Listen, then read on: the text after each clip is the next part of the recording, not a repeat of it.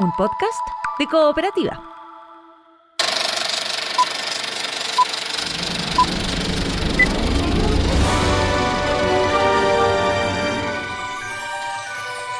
Hola, ¿cómo están? Soy Joel Poblete y este es Estrenos y Razones, el podcast que te cuenta por qué ver y por qué no ver alguna de las películas que están dentro de la cartelera nacional. Esta es una presentación de cooperativapodcast.cl.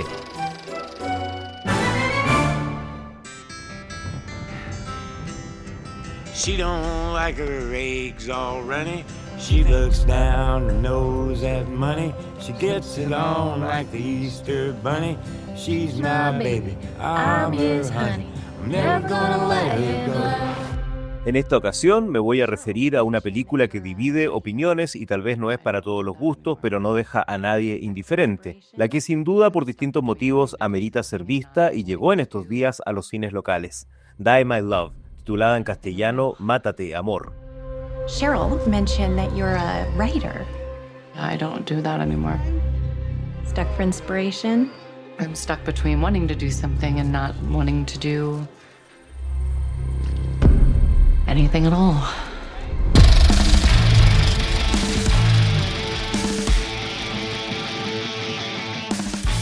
Una primera razón es por el llamativo recorrido que ha estado teniendo. Ya desde que hace 3 años se anunció este proyecto, producido ni más ni menos que por el gran Martin Scorsese, se fueron generando bastantes expectativas en torno suyo, por diversas razones que ya mencionaré. Pero hay que decir que en su premier mundial en mayo pasado, como parte de la competencia oficial del Festival de Cannes, era una de las producciones que más llamaron la atención de la prensa antes y durante el certamen francés, donde si bien no recibió ninguno de los premios del jurado principal, sí dejó dando que hablar entre los cinéfilos y cinéfilas, y así ha continuado siendo en sus sucesivos estrenos a lo largo del mundo.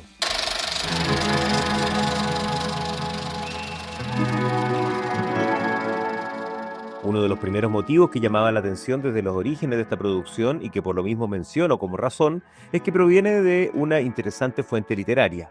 Mátate, Amor, la elogiada novela homónima publicada en 2012 y escrita por una de las autoras más reconocidas de la literatura latinoamericana actual, la argentina Ariana Harwicz. De hecho, ese fue el primer libro de esta autora porteña, quien lo escribió en Francia, donde reside desde hace casi 2 décadas. Aunque la novela original se desarrolla en una zona rural francesa, y acá el largometraje traslada la historia a Estados Unidos, el argumento que nos cuenta es básicamente el mismo. Al principio vemos a una joven pareja, Grace y Jackson, quienes llegan desde la gran ciudad a vivir a una casa en el campo que pertenece a la familia de él. Ella es escritora y se supone que en medio de la bucólica calma rural podrá concentrarse en nuevos textos, pero desde que da a luz a su primer bebé, le costará estar en paz interna y externamente. Su comportamiento será cada vez más errático, imprevisible y difícil de comprender, y así irán creciendo las tensiones consigo misma, con su pareja y con todos quienes le rodean. Y aunque él y su familia intentan entenderla y ayudarla, la situación se hace cada vez más intensa e inmanejable. Un relato que pone a prueba tanto al entorno de la protagonista como al propio espectador, pero claramente tiene elementos para cautivar e intrigar, como le pasó al mismísimo Scorsese, quien se entusiasmó tanto con que fuera llevado a la pantalla que en vez de dirigirlo él mismo se encargó de producir y buscar a la persona más idónea. Y quien finalmente terminó dirigiendo el film es justamente otra de las razones que más llamaba la atención del público cinéfilo. Se trata de alguien que durante este último cuarto de siglo se ha posicionado como una directora estimulante y con un sello muy personal, la escocesa Lynne Ramsay, próxima a cumplir 56 años y quien ha dado mucho que hablar con sus 4 largometrajes previos, pero en Chile hasta ahora ninguno de ellos había tenido estreno comercial, y eso que han sido muy comentados, como We Need to Talk About Kevin, del 2011, protagonizada por una notable Tilda Swinton y que al menos sí se había podido ver en streaming por estos lados. El 2017 participó ya en la competencia oficial del Festival de Cannes con You Were Never Really Here, premiada en el certamen como mejor guión y por la que además Joaquin Phoenix fue elegido mejor actor. Desde entonces habían pasado 8 años sin que Ramsay estrenara una nueva película, hasta ahora, y por lo mismo había mucho interés y expectativas con este regreso suyo y este 5º largometraje. Al parecer valió la pena la espera, porque como adelanté al principio, no ha dejado a nadie indiferente.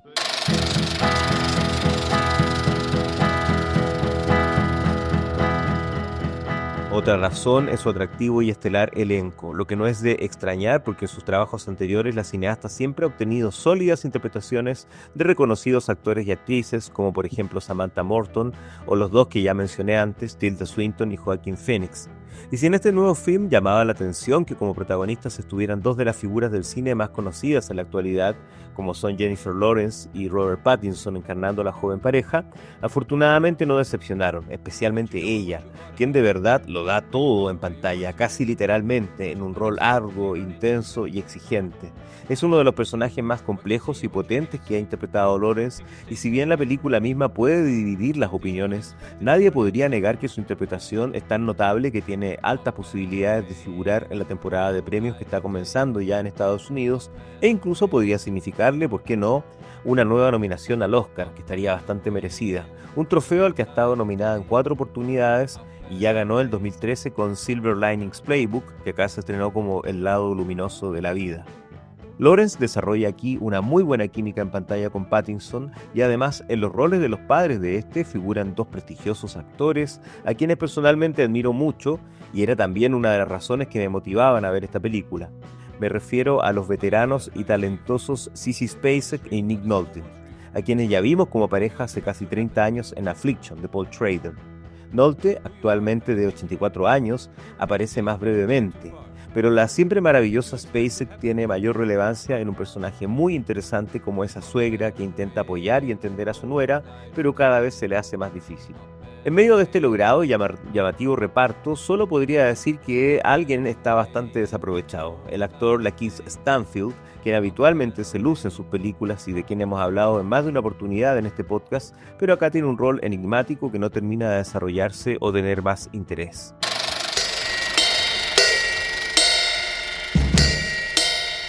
Como ya dije antes, en esta trama se ofrecen ángulos complejos y que generan división de opiniones, y precisamente los temas que aborda son también razón para destacar la película. De partida, la depresión posparto es algo delicado y difícil de retratar en pantalla, y hay que reconocer que Lynn Ramsay y su actriz protagonista lo desarrollan y representan de manera notable. Pero además de eso, también es una historia sobre el proceso de conocerse y redescubrirse a sí misma, y también sobre cómo nos relacionamos con quienes nos rodean. También sobre las responsabilidades de la vida adulta, los altibajos en las relaciones de pareja, los riesgos y ventajas que al mismo tiempo puede tener la soledad y el aislamiento, entre varias cosas más.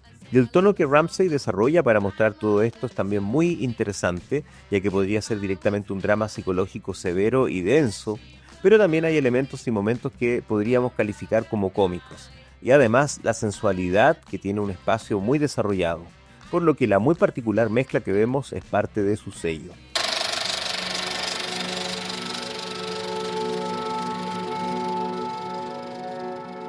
Este tono tan preciso y singular es apoyado también por la visualidad de la película, que es otro elemento que destaco como razón, especialmente por el muy especial trabajo del reconocido director de fotografía irlandés Seamus McGarvey, 2 veces nominado al Oscar por Expiación y Anna Karenina, y quien acá volvió a trabajar con Lynn Ramsay después de We Need to Talk About Kevin.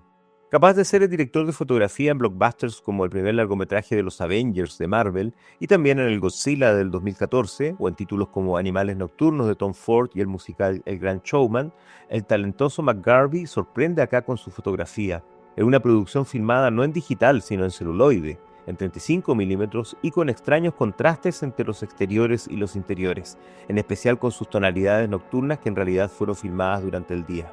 Es una visualidad muy especial y parte de lo que hace inconfundible el estilo de esta película.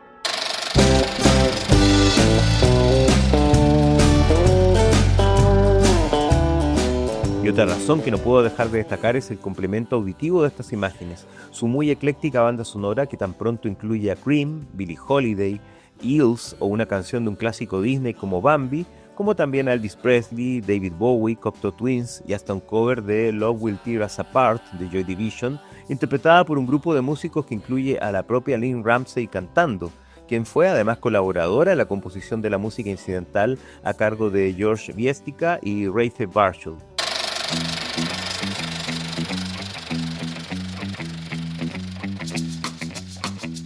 Para ir finalizando, reitero que Mátate Amor genera divisiones, porque este enrarecido e intenso retrato psicológico cautivará a muchos y muchas, pero al mismo tiempo dejará con sentimientos encontrados a otros tantos, ya que es una película capaz de incomodar y desconcertar como no es tan habitual en la cartelera. Ya era hora de que se estrenara en cines chilenos una película de Lynn Ramsey, y qué bueno tener de regreso en un rol tan potente a Jennifer Lawrence. Won't be nothing but big old hearts dancing in our eyes.